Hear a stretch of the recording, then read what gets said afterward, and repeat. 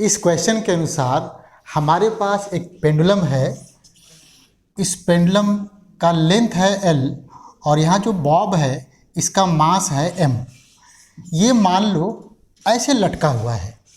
अब क्वेश्चन ये कहता है कि ये जो पॉइंट ऑफ सस्पेंशन है ना, ये जो पॉइंट ऑफ सस्पेंशन है, सपोज करो कि इधर V के वेलोसिटी से हॉरिजॉन्टली मूव करना स्टार्ट कर गया, तो ये V की मिनिमम वैल्यू कितनी होनी चाहिए जिससे कि हमारा ये बॉब इस पॉइंट ऑफ सस्पेंशन के अबाउट वर्टिकल सर्कल ऐसे कंप्लीट कर सके।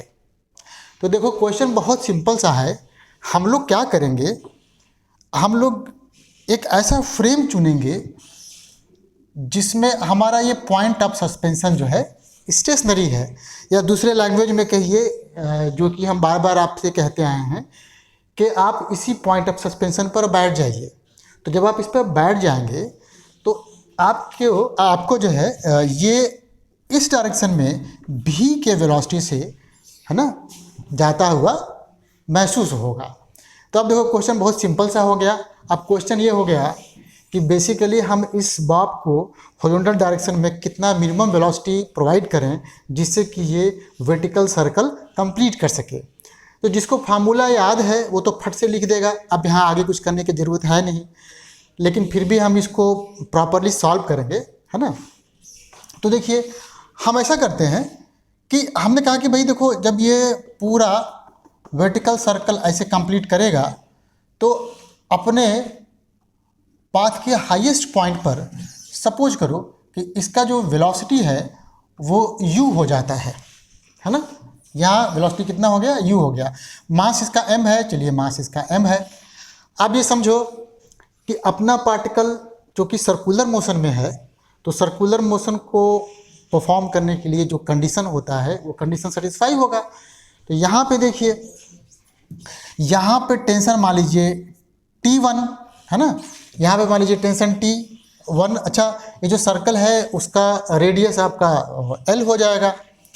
तो यहाँ पे जब आप सेंटीपिटल फोर्स लिखने की कोशिश करेंगे तो उसके लिए क्या करना पड़ेगा आपको कि ये इस पर चूँकि एक फोर्स लगेगा mg है ना, तो ऊपर की तरफ मतलब सेंटर की तरफ जो फोर्स लगा हो जाएगा T1 minus mg, and that must be equals to mv² by L। तो एक इक्वेशन हमारे पास यहाँ बन गया।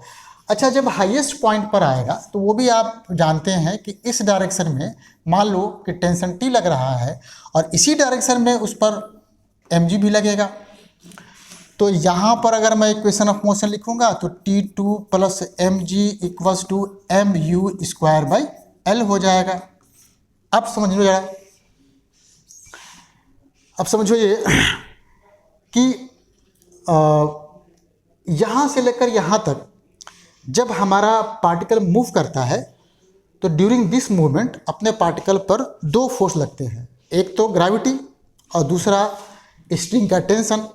टेंशन हमेशा इसके वेलोसिटी के परपेंडिकुलर डायरेक्शन में लगता है, तो वो तो कुछ वर्क करेगा नहीं, वर्क सिर्फ और सिर्फ ये ग्रेविटी करेगा।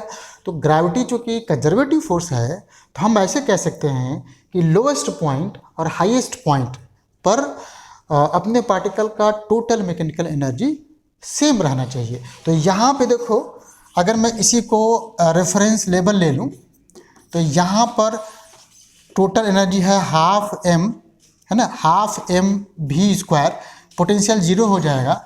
यहाँ पे देखिए ये हो जाएगा काइनेटिक एनर्जी हाफ mu² और पोटेंशियल हो जाएगा +2 है ना, ये 2L, क्योंकि यहाँ से हाइट जो हो गया आपका 2L हो जाएगा, 2L इंटू mg ना, ये mgh ऐसे कह लीजिए आप।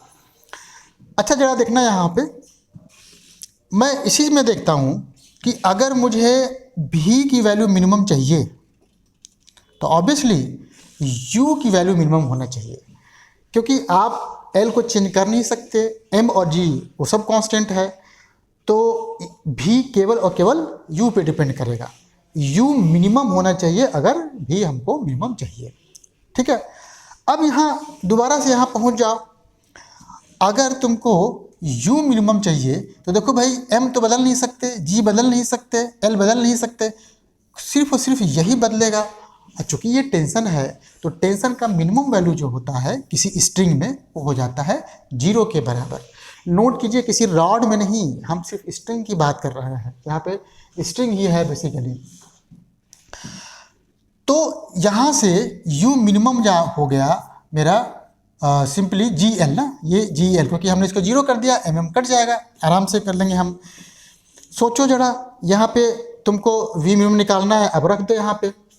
तो जैसे ही तुम रखोगे पहली बात तो m से डिवाइड कर दो इसको, मतलब m काट दो, ऐसे 2 से मल्टीप्लाई कर दो तो यहाँ हो जाएगा v स्क्वायर, यहाँ हो जाएगा u स्क्वायर, यहाँ हो जाएगा 4 है ना GL। u स्क्वायर कितना हो गया, u स्क्वायर तो GL हो गया, तो v हमारा हो जाएगा ये GL प्लस 4GL, या कहिए v इक्वस टू 5GL का रूट। तो इतना हमको अपने पॉइंट ऑफ सस्पेंशन का हॉरिजॉन्टल वेलोसिटी चाहिए मिनिमम, जिससे कि हमारा पार्टिकल इस पॉइंट ऑफ सस्पेंशन के अबाउट, है ना, एक वर्टिकल सर्कल में मूव करना स्टार्ट कर दे। अगला पार्ट जो है वो ये कहता है कि जब हमारा थ्रेड हॉरिजॉन्टल हो जाता है तो उस मोमेंट पर उस पर टेंशन कितना होगा। तो ये भी देखिए बहुत आसान है। चलिए यहाँ पे हमने ये दिखा दिया है कि ये मान लो ये हॉरिजॉन्टल हो गया ना यहाँ पर, तो सोचो यहाँ पे इसकी वेलोसिटी ऐसे कह लीजिए v डबल डैश, ऐसे यहाँ पे टेंशन कह लीजिए T, एक लग रहा है ये mg आपका। खुद सोचिए कि आपके बॉडी को सेंट्रीपिटल फोर्स प्रोवाइड करने के लिए केवल और केवल T ही उपलब्ध है, क्योंकि mg का कोई कंपोनेंट हॉरिजॉन्टल डायरेक्शन में हो ही नहीं सकता है। तो इस मोमेंट पर आप लिखेंगे T equals to mv double dash का स्क्वायर अपॉन L। तो यही T चाहिए आपको, निकालना है v डबल डैश। और उसके लिए अभी हमने डिस्कस किया था कि जब भी हमारा पार्टिकल इस सर्कुलर पाथ पे मूव करेगा तो उस पर 2 ही फोर्स लगेंगे, एक तो अपने स्ट्रिंग का टेंशन जो इस पर कुछ भी वर्क नहीं करेगा, और दूसरा लगेगा mg जो कि कंजर्वेटिव है। इसका मतलब यहाँ से लेकर यहाँ तक इसका टोटल मैकेनिकल एनर्जी कंजर्व रहेगा।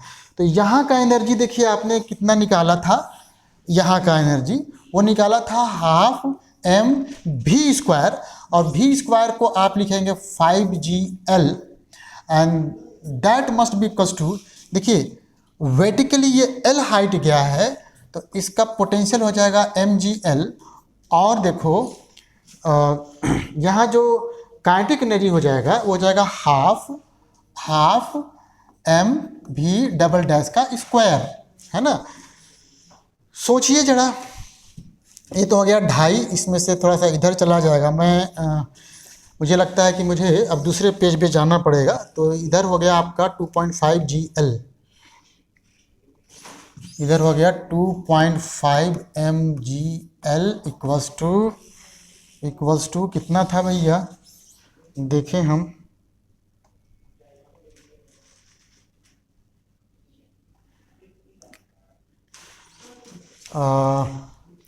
ये mgl plus half mv square, तो हो जाएगा mgl plus half mv double dash का स्क्वायर, है ना। आप क्या करेंगे कि आप पहली बात तो L से आप इसको डिवाइड कर दो, तो 2.5 mg इक्वल्स टू ये mg, और ये हो गया आपका mv डबल डैश का स्क्वायर अपॉन L, और ये 2 भी रहा, 2 से भी इसको मल्टीप्लाई कर दूँ तो 2 से मल्टीप्लाई करोगे तो ये तो 5 हो जाएगा, ये 5 हो जाएगा, और ये बेटा 2 mg हुआ।